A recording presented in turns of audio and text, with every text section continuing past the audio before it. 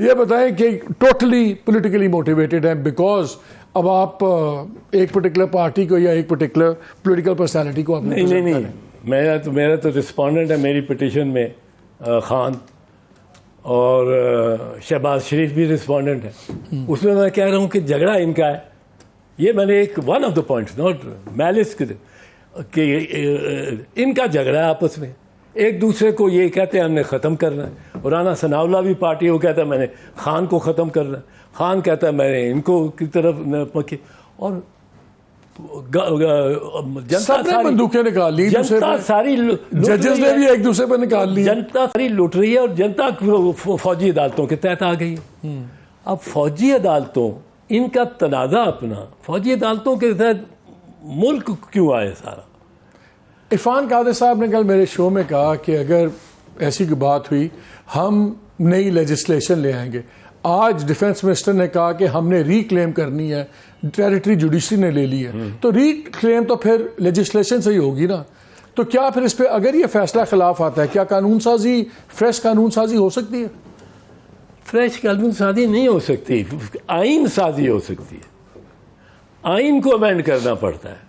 आप देखो इतनी सिंपल सी बात है, ये कॉन्स्टिट्यूशन का सारा दायरा है, ठीक है, इसमें ये कोर्ट्स का है, वो एग्जेक्टिव का इस दायरे में कोर्ट्स का जो उसमें से उन्होंने 1/3 आइन को हटा लिया इन 21st अमेंडमेंट और कहा या आप फौजी अदालतें लगा लो।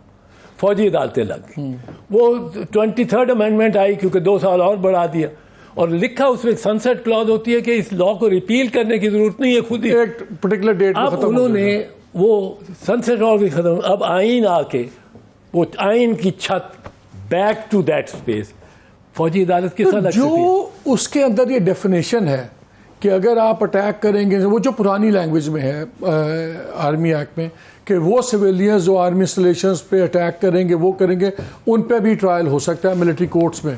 और फिर सीआरपीसी में जाऊंगा जहां वो लिखा हुआ है कि अगर उसमें वर्डिंग है कि अगर पैरेलल ज्यूरिसडिक्शन है और वो ज्यूरिसडिक्शन मांगते हैं, कस्टडी मांगते हैं, तो कस्टडी उनको मिल जाएगी। नहीं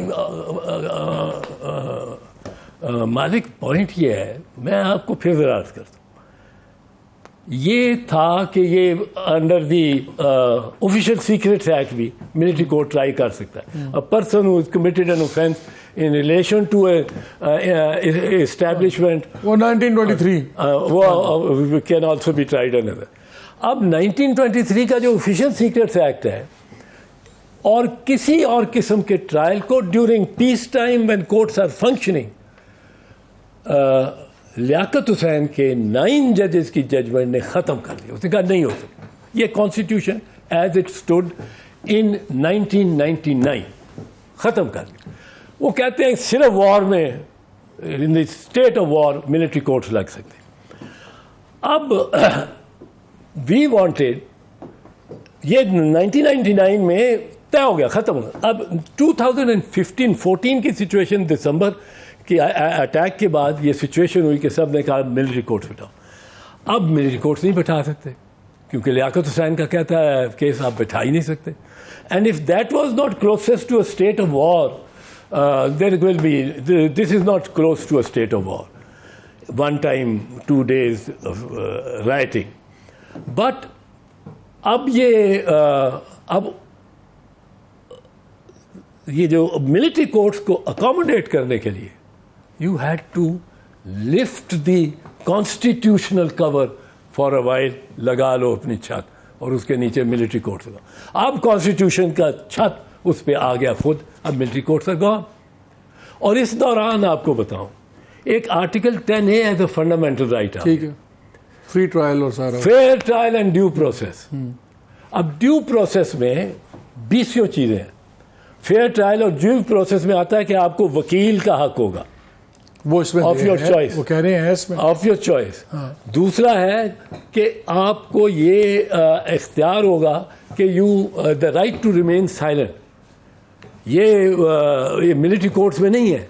मिलिट्री कोर्ट्स में तो आपकी बयान लिखना शुरू कर देते हैं and it can be used against you. This is not allowed in the ordinary courts. वो मैं पहले कह चुका हूँ, सबसे बुनियादी है कि आप को जजमेंट के रीजन आप कह रहे हैं कि सिवाय वो 2-4 साल जो उसके बाद सनसेट क्लॉज आया, उसके बाद अब किसी भी कहीं मिलिट्री के कोर्ट्स के अंदर सिविलियन नहीं जा सकते? नहीं जा सकते। Is that what you are saying? नहीं जा सकते।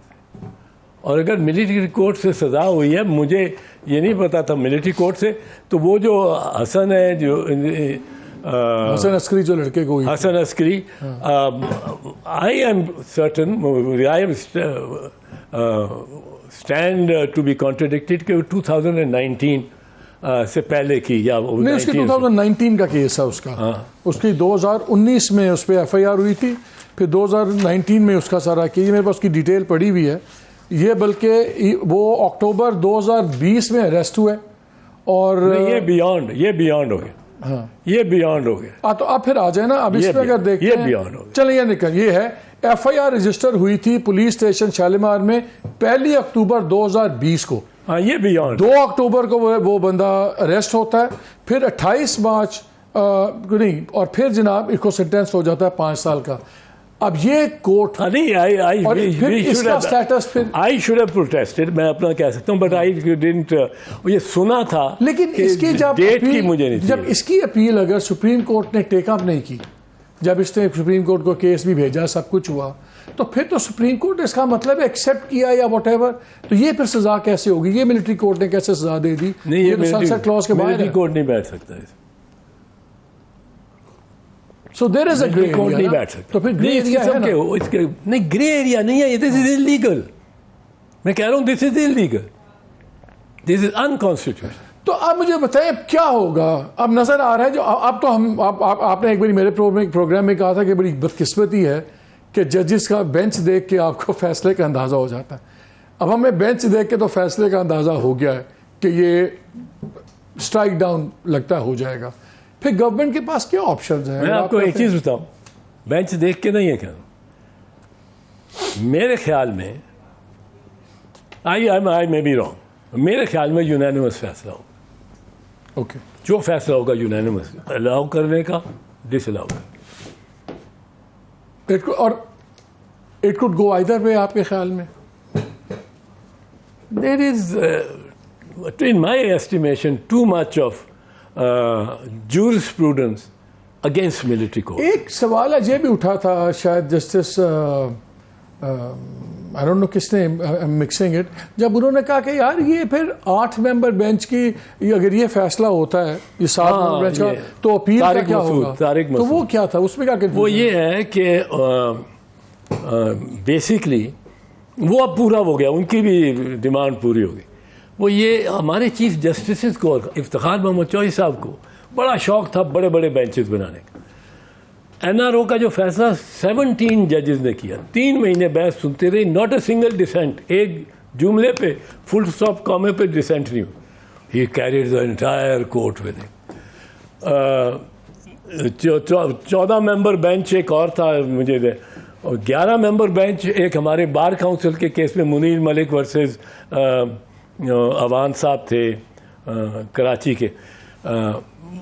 इस तरह के बड़े बड़े बेंचेस बनाने का उसको बड़ा शौक, और कोई डिसेंट नहीं। डिसेंट का कॉन्सेप्ट यहाँ भी बर्दाश्त नहीं हो रही चीफ जस्टिस साहब? नहीं, यहाँ बर्दाश्त होगी, अब इसमें डिसेंट हुई तो होगी। सर आज तक तो बिठाया नहीं फैज ईसा को, इस केस में बिठा लिया, इसमें ही बड़े सवाल उठ रहे हैं। फैज ईसा को एक पहले केस में बिठा लिया था उन्होंने, और कोई अच्छा रवैया। Sir last 1 minute, how does it feel कि एतजाज एहसन की सस्पेंड हो जाए मेंबरशिप पार्टी की? यार ये लास्ट मिनट में तो बात नहीं करने वाले। नहीं करें तो नहीं, लास्ट मिनट ये इस पर डिस्कशन होनी चाहिए। It's my family still, Peoples Party is my family. Some people in Lahore वो मेरे खिलाफ हैं, वो हर किसी के होते हैं मुखालिफ, लेकिन लाहौर की मुखालफत पे तो मेंबरशिप एतजाज एहसन की नहीं हिल सकती। नहीं, जब तक कराची वाले ने कोई सस्पेंड नहीं हुई, कोई कुछ नहीं हुई, कोई सस्पेंड नहीं हुई, कोई शो का नोटिस नहीं आया। ये इन्होंने लाहौर वालों ने नौजवानों ने कुछ ये करने की कोशिश की है। हाँ, ये भी मैं कह दूँ कि बड़े घर, किसी बड़े घर से तरदीद भी नहीं आई। तरदीद भी नहीं आई। हाँ, ये तरदीद इसकी नहीं आई। And I am a little disappointed कि मेरी, व्हाट हैव आई डन? मैंने क्या किया है, और पार्टी के व्यू को मैं हर जगह प्रोजेक्ट करता हूँ, जाले को करता हूँ, और फिर खोसा का साथ जो किया है कि उसकी तस्वीर wall of shame, it is this is not political parties and politics, this is सबकी बर्दाश्त खत्म हो गई है, नहीं, किसी नहीं, को आप ये- क्रिटिसाइज ये- करें, ये- हर कोई वो फारग